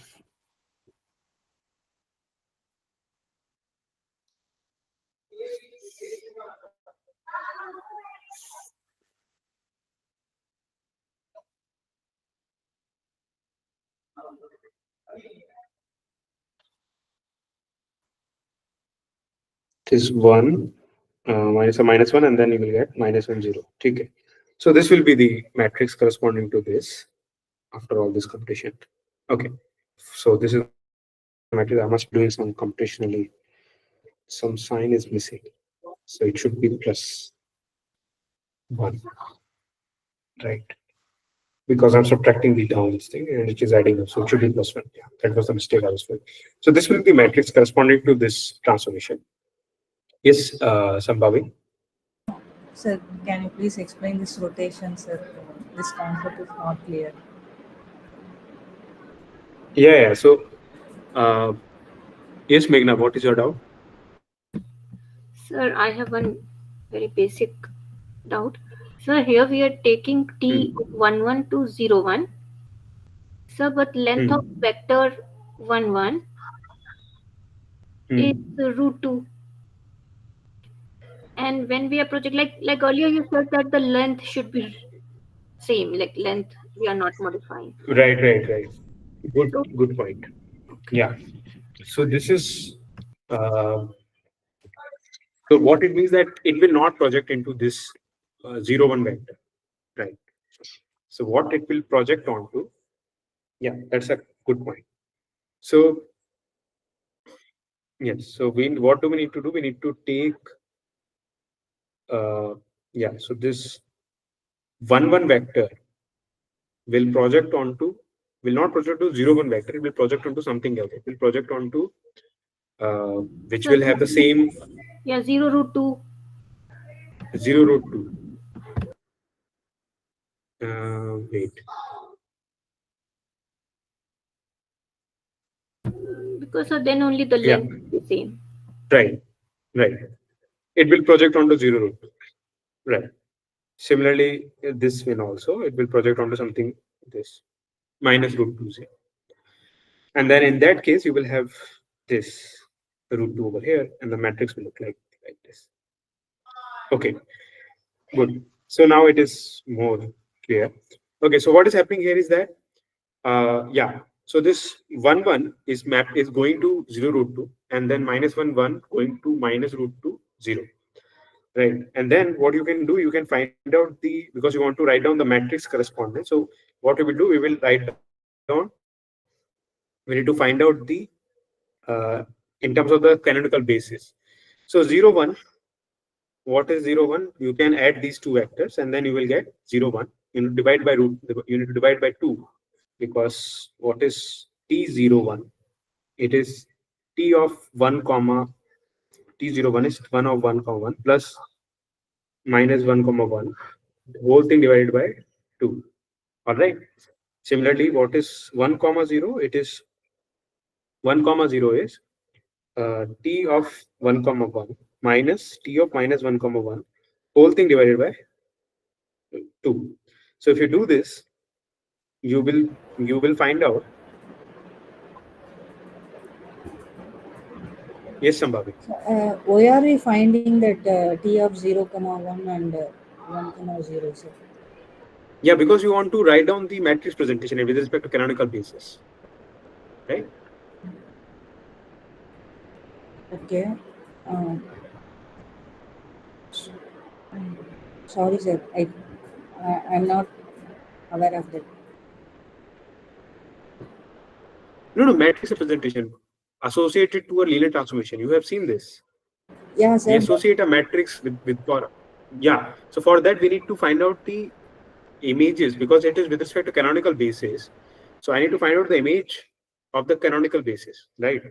And the column, then the column will become the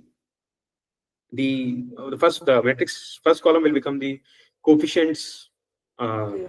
Okay, sir. Okay, sir. and the second column will become that. So that is what I'm doing. Okay. Okay. So now this is what the matrix I will get. So this rotation can be captured by this matrix. Okay. Now this matrix is of a special type. You can express this matrix in terms of this angle theta. Okay.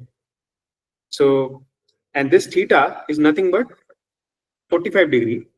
So this is 45-degree angle. Okay. Because what I'm doing is this is 1 1 and this is 0 root 2. All right. So I'm taking this vector to 0 root 2. That means the angle between them is 45 degree. I'm performing a 45-degree rotation. So this is what the matrix is going to look like. Or you can also think of it as that this matrix is nothing but cos 45 minus of cos 45. Sorry, minus of sine 45, sine 45, and cos 45. Okay.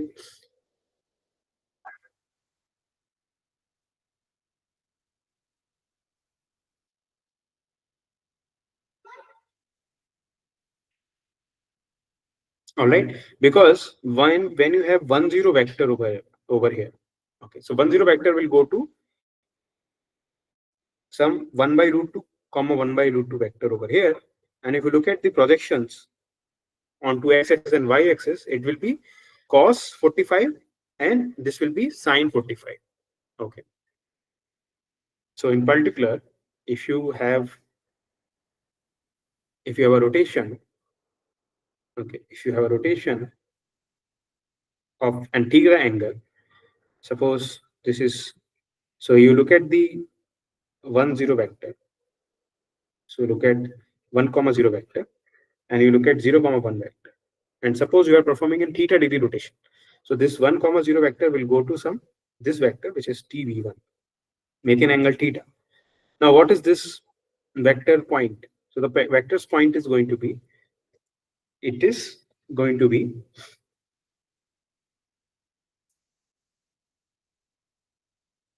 yeah.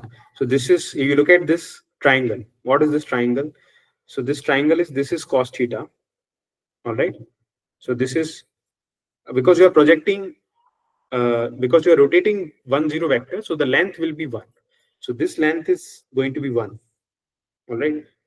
And what is this length now? This length is 1 times cos theta. You just use the Pythagoras, use the triangle. Then triangle, this is 90 degree, this is theta angle, so this will be cos theta. This is what? This is, if this is r cos theta, and this is r sine theta. That is what I'm doing. So the y coordinate will be 1 sine theta. So this will be 1 sine theta, and this will be cos theta. So it is cos theta, comma sine theta. All right. Now similarly, this 1 0 vector, this will be going towards here. Okay, making an, how much angle? It will make an angle of theta plus 90.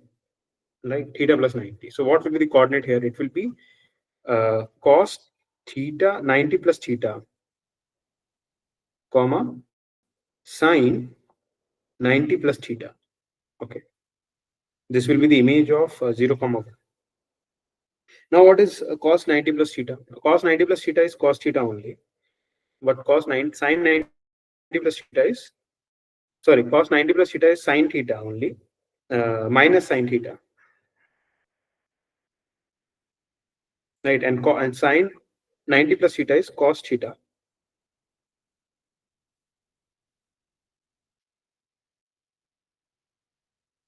Right?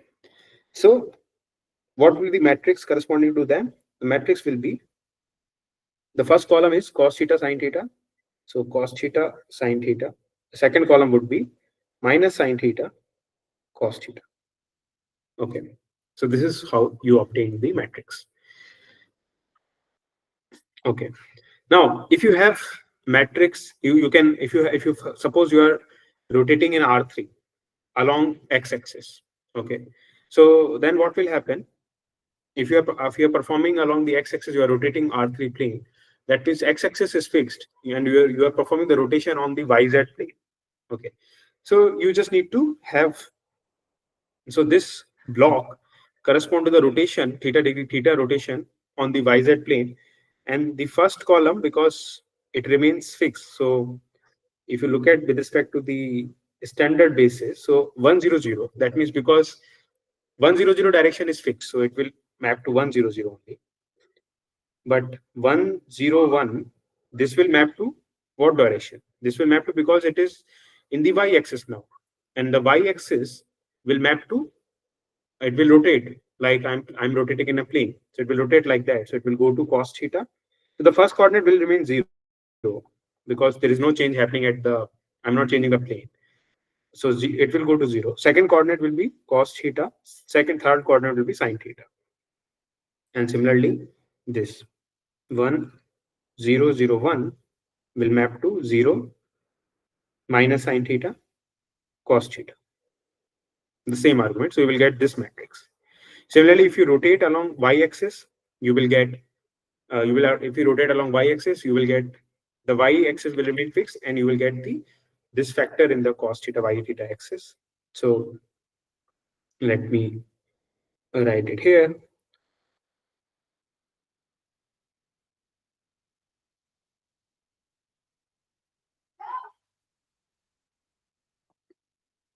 Yeah. So if you rotate along y-axis,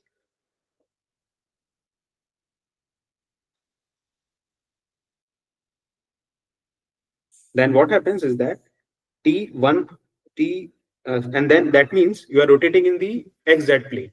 Okay, by the same thing that you were doing. So 0 1 0 will go to 0 1 0, but t1 0 0 0, this will go to cos theta. Y-axis coordinate will be 0 because it is not changing, sine theta. Okay, and 0 1 0, sorry, 0 0 1, this will go to 0, sorry, minus sine theta 0 cos theta.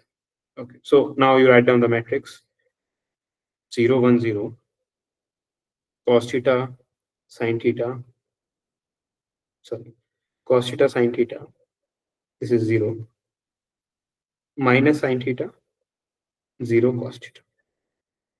All right. Similarly, for the z-axis also, you can write down the matrix. I'm not writing that down. Oh, sorry, this is wrong. Yeah, the first column will be the image of 1 0 0. So it is cos theta 0 sine theta. Second column will be the image of 1 0 1. So it is 0 1 0. So this will be the matrix if you rotate along y-axis. Okay. Now this is another example of orthogonal transformation from R3 to R3. Okay, so what will be corresponding matrix representation? You can clearly write down the matrix representation with respect to canonical basis. It will be 1 by root 2, 1 by root 2, 0, and it will be 1 by root 2 minus 1 by root 2, 0, 0, 0, 1. Okay, you can clearly see that it is a rotation in xy plane, and it is rotation along z axis. Okay, and you can also tell me the angle also. The angle is 45 degrees. So that is all clear from this description, that you are rotating, you are fixing, you are rotating along the z axis. Okay, so now if you look at this, so in general, suppose you have a linear transformation, or you have an orthogonal transformation from V to V, then, and you have some basis V1, V2, V3, orthogonal basis of the of the inner product space, and suppose A denotes the matrix representation of T with respect to these bases from on domain also and on the codomain also. Then what you have noticed, because of the definition of orthogonal transformation, and because these are the orthogonal bases, TV1, TV2, they will be 0. Okay, because TV1, V2 is equal to V1, V2 inner product. Okay, and V1, V2 inner product is 0 because they are orthogonal. So this will be 0. Similarly, this will be 0. V2, V3 images inner product will be 0. So what does it say? That in the matrix A, TV1 will be the first column, TV2 will be the second column, TV3 will be the third column, the matrix representation. So let's call me the C1, C2, C3. So that means, what does it say? That C1, C2, and C3 all are perpendicular to each other, or all are orthogonal to each other. Orthogonal is a better term. Let me write it down. Orthogonal to each other. Okay. Columns of the matrix A are orthogonal to each other. Similarly, because we are working with orthonormal basis in order to represent the matrix, the norm of each vector is also equal to 1. Okay, so what does it say? That image TV1 or TVI will also be equal to 1. Okay, that means the norm of each column is equal to 1. All right, so the matrix representation with respect to orthonormal basis of a orthogonal transformation has column perpendicular to each other, and each of the column has norm 1. So in particular, if you have a matrix like this, C1, C2, C3, where C1 are the columns, then in particular, if you multiply A with its transpose, that means you will get an identity matrix in result. Okay, so this is an exercise for you guys to check. So check that. Okay, you will get an identity matrix. All right. Similarly, if you perform A transpose with A also, then also you will get identity. Okay. So this matrix, so the matrix that is coming out of orthogonal transformation has this property. Okay, so the matrix that is coming out of the orthogonal transformation has this property. Okay, so now what do? So I define a new type of matrix. So a matrix with this property, I call them an orthogonal matrix. Okay, so an n cross n matrix is said to be orthogonal if it satisfies this condition. Okay, right? Moreover, you can also define, so given a matrix, you can define a linear transformation. So now given an orthogonal matrix, you can define an orthogonal transformation. Okay, and how do you define? So the linear transformation defined by the orthogonal matrix in this way is an orthogonal transformation. Okay, so it is equivalent in both sides. So you start with an orthogonal transformation, you find out a matrix representation with respect to orthogonal basis of the vector space, you get an orthogonal matrix. You start with an orthogonal matrix, you define an orthogonal transformation, you get an orthogonal transformation at the end. So, and what's the property of orthogonal transformation? The matrix corresponds to that it has perpendicular, the columns are perpendicular to each other, and the norm of each of the column is 1.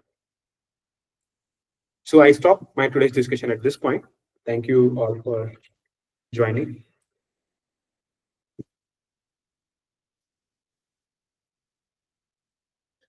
Yes, ma'am.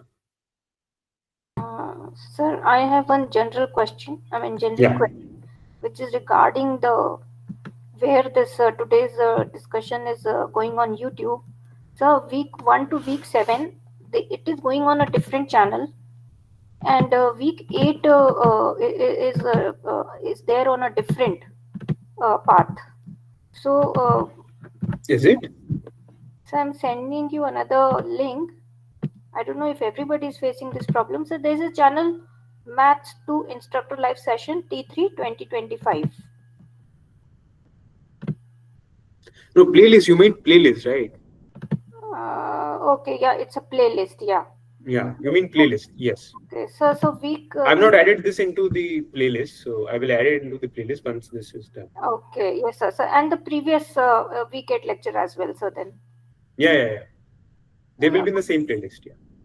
Okay, All so of them will because, be in the same playlist. yeah, because I couldn't find November 13 lecture, and I had to spend lots of time to understand.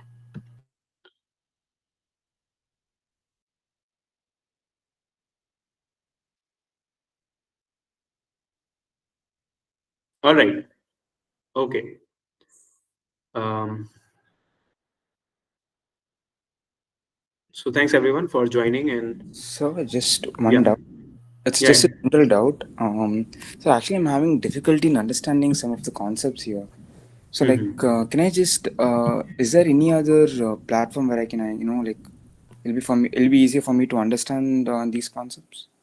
Like, You can put on your queries on the discourse, uh, and then there are TA sessions to help out your query. okay. Uh, you can ask your query there. Okay, Okay. So like, and if I view my like, we have this channel, right? Max for Data Science 2.